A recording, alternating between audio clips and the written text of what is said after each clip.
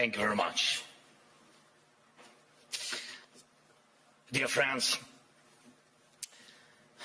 everyone remembers the great American film Groundhog Day with Bill Murray and Andy McDowell. Yes, but no one would want to live like that, repeating the same thing for weeks, months, and of course for years. And yet, that's exactly how we live now. And it's our life. And every forum like this one proves it. Just last year, here in Davos, I ended my speech with the words, Europe needs to know how to defend itself. A year has passed, and nothing has changed. We are still in a situation where I must say the same words, but why? The answer is not just about the threats that exist or may appear. Each year brings something new for Europe and for the world. Everyone turned attention to Greenland. And it's clear most leaders simply are not sure what to do about it.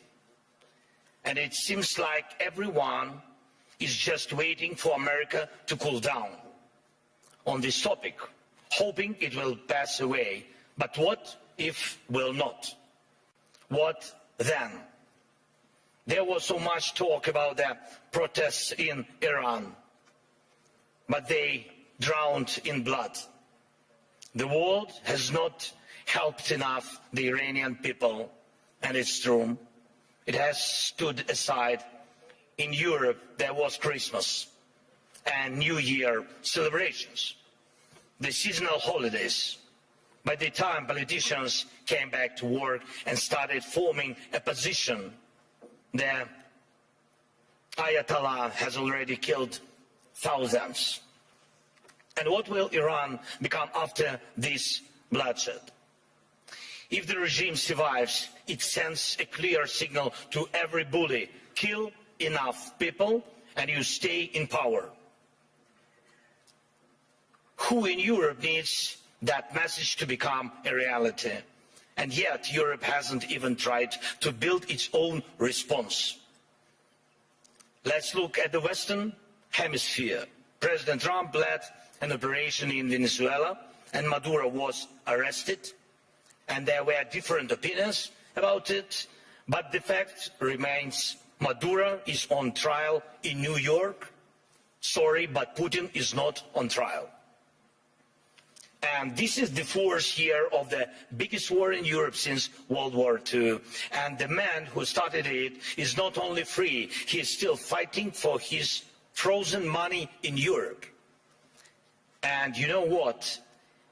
He is having some success, it's true. It's Putin who is trying to decide how the frozen Russian assets should be used, not those who have the power to punish him for this war. Thankfully, the EU decided to freeze Russian assets indefinitely, and I'm grateful for that. Thanks Ursula, thanks Antonio, and all the leaders who helped. But when the time came to use those assets to defend against Russian aggression, the decision was blocked. Putin managed this, yes, managed to stop Europe, unfortunately. Next point. Because of America's position, people are now avoiding the topic of the International Criminal Court. And that's understandable. It's American historical position. But at the same time, there is still no real progress on establishing a special tribunal for Russian aggression against Ukraine, against the Ukrainian people. And we have an agreement, it's true. Many meetings have taken place, but still Europe hasn't reached even the point of having a home for the tribunal with staff and actual work happening inside. What's missing? Time or political will. Too often in Europe, something else is always more urgent than justice. Right now, we are working actively with partners on security guarantees, and I'm grateful for that, but those are for after the war ends. Once the ceasefire begins, there will be contingents and joint patrols and partner flags on Ukrainian soil. And that is a very good step and the right signal that UK and France are ready to actually commit their forces on the ground, and there is already a first agreement on that. Thank you, Keir, thanks Emmanuel, and all the leaders in our coalition. And we are doing everything to make sure that our coalition of the willing truly becomes a coalition of action. And again, everyone is very positive, but, always but the backstop of President Trump is needed. And again, no security guarantees work without the US. But what about the ceasefire itself? Who can help make it happen? Europe loves to discuss the future, but avoids taking action today, action that defines what kind of future we will have. That is the problem.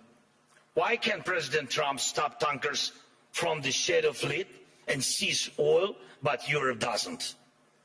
Russian oil is being transported right along European shores. That oil funds the war against Ukraine. That oil helps destabilize Europe. So Russian oil must be stopped and confiscated and sold for Europe's benefit. Why not? If Putin has no money, there is no war for Europe. If Europe has money, then it can protect its people. Right now, those tankers are making money for Putin, and that means Russia continues to push its sick agenda. Next point. I've said it before and I'll repeat it again. Europe needs united armed forces, forces that can truly defend Europe. Today, Europe relies only on the belief that if danger comes, NATO will act. But no one has really seen the alliance in action. If Putin decides to take Lithuania or strike Poland, who will respond? Who will respond? Right now, NATO exists thanks to belief that the United States will act, that it will not stand aside and will help. But what if it doesn't? Believe me, this question is everywhere in the minds of every European leader, and some try to get closer to President Trump, it's true. Some wait, hoping the problem will disappear. Some have started acting, investing in weapons production and etc., building partnerships, getting public support for higher defense spending. But let's remember, until America pressured Europe to spend more on defense, most countries were not even trying to reach 5% of GDP, the minimum needed to ensure security. Europe needs to know how to defend itself. And if you send 30 or 40 soldiers to Greenland,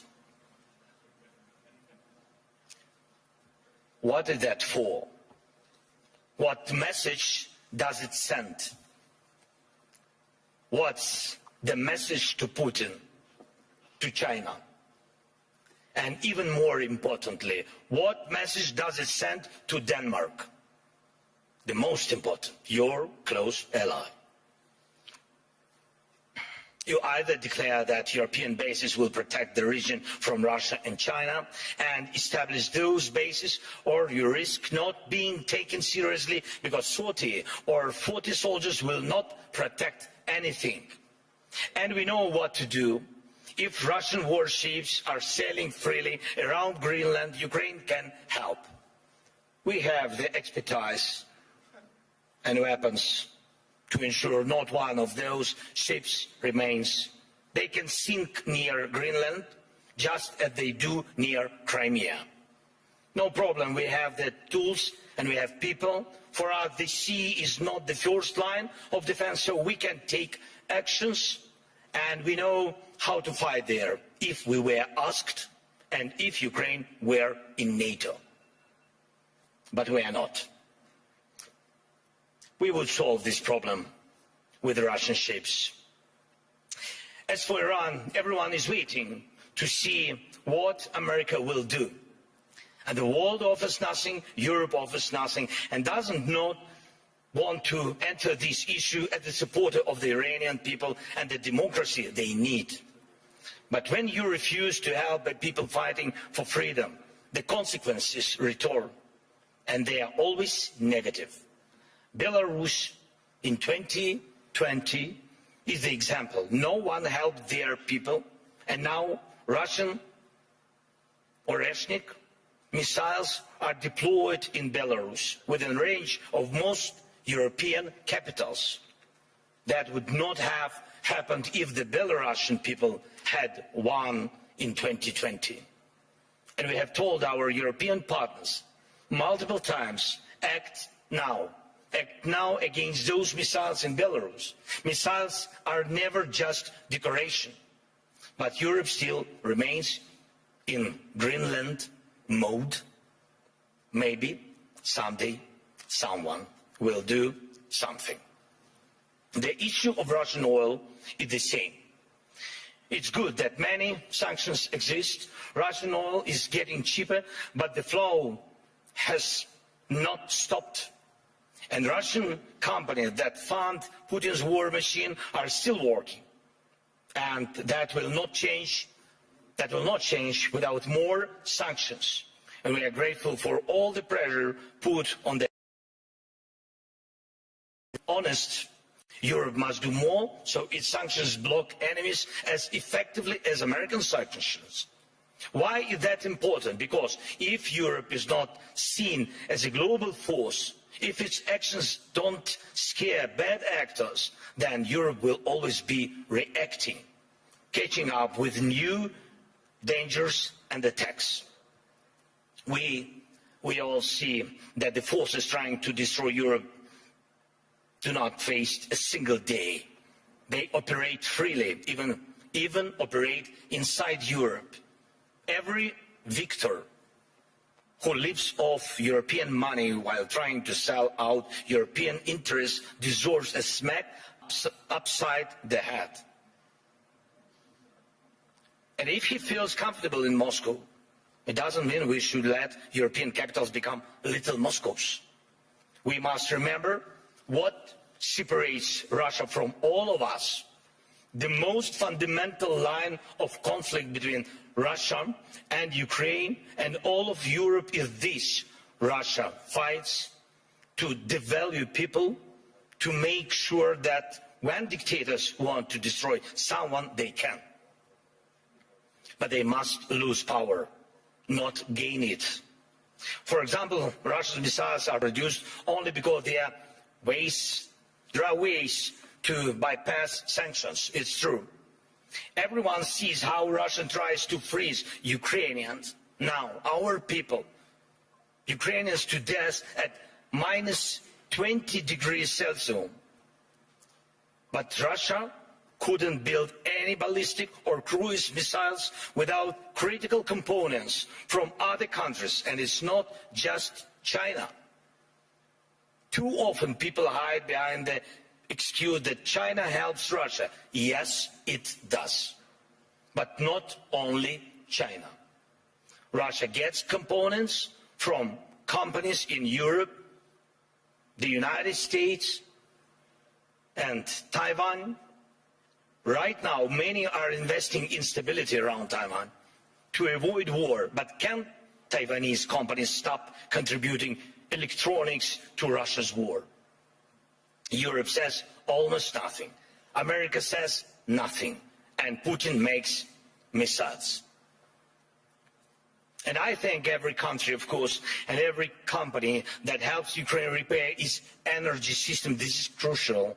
Thank you to all who support the Pearl program, helping us buy Patriot missiles. But wouldn't it be cheaper and easier to just cut Russia off from the components it needs for missiles production, or even destroy the factories making them. Last year, most of the time was spent talking about long-range weapons for Ukraine. And everybody said that the solution was within range. Now, no one is even talking about it. But Russian missiles and Shaheeds are still here. And we still have the coordinates of the factories where they are made. Today, they target Ukraine. Tomorrow, it could be any NATO country. And here in Europe, we are advised not to mention tomahawks. Not to mention tomahawks to the Americans, not to spoil the mood. And we are told not to bring up Taurus missiles. When the subject is Turkey, diplomats say don't offend Greece. When it's Greece, they say be careful with Turkey. In Europe, there are endless internal arguments and things left unsaid that stop Europe from uniting and speaking honestly enough to find real solutions. And too often, Europeans turn against each other, leaders, parties, movements, and communities, instead of standing together to stop Russia, which brings the same destruction to everyone. Instead of becoming a truly global power, Europe remains a beautiful but fragmented kaleidoscope of small and middle powers. Instead of taking the lead in defending freedom worldwide, especially when America's focus shifts elsewhere, Europe looks lost, trying to convince the US president to change. But he will not change.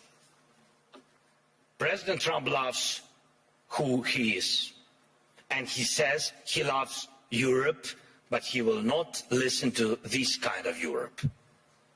One of the biggest problems in today's Europe, though it's not often talked about, is the mindset.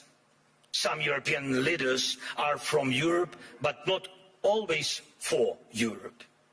And Europe still feels more like a geography, history, a tradition, not a real political force, not a great power.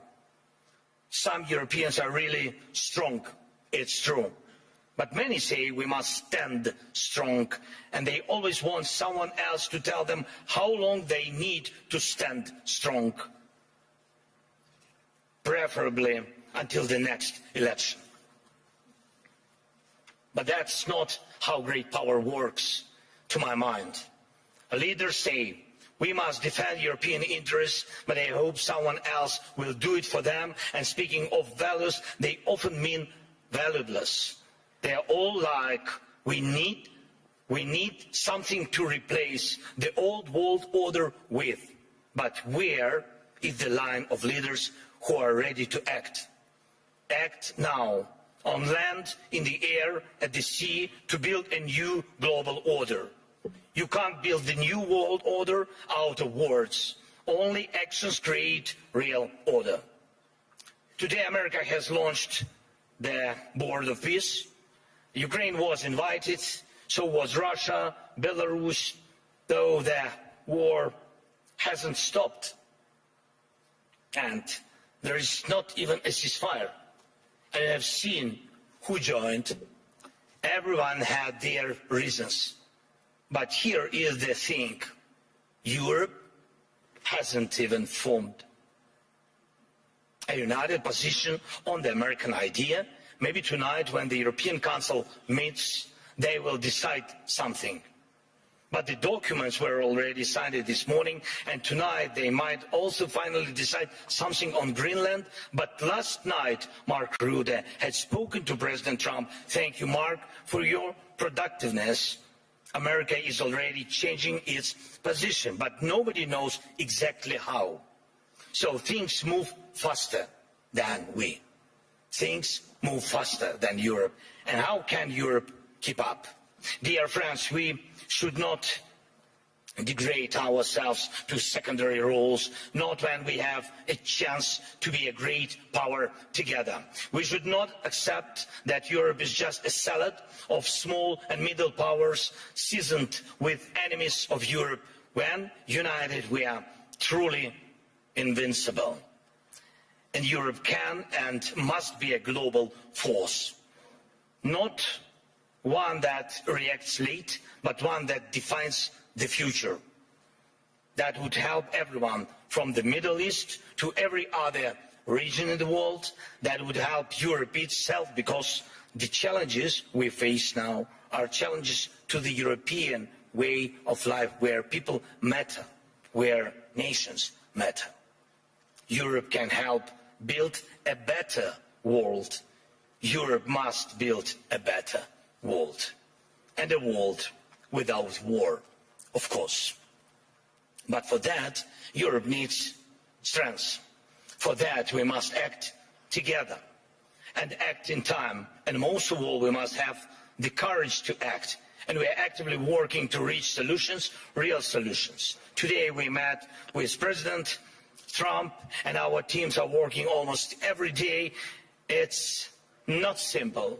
The documents aimed at ending this war are nearly ready, and that really matters. Ukraine is working with full honesty and determination, and that brings results. And Russia must become ready to finish this war, to stop this aggression, Russian war against us.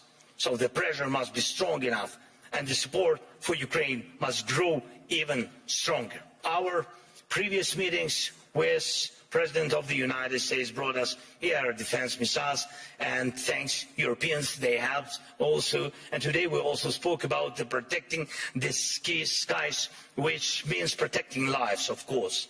And I hope America will continue to stand with us. And Europe must be strong. And Ukraine is ready to help with anything needed to guarantee peace and prevent destruction. We are ready to help others become stronger than they are now. We are ready to be part of a Europe that truly matters, a Europe of real power, great power. Today we need that power to protect our own independence, but you need Ukraine's independence too, because tomorrow you may have to defend your way of life. And when Ukraine is with you, no one will wipe their feet on you, and you will always have a way to act, and act in time. This is very important. Act in time. Dear friends, today is one of the last days of Davos, though definitely not the last Davos, of course. And everyone agrees on that. And many people believe that somehow things will work out on their own. But we cannot rely on somehow. For real security, faith is not enough. Faith in a partner, in a lucky turn of events. No intellectual discussions are capable of stopping wars. We need action. World order comes from action. And we just need the courage to act. Without action now, there is no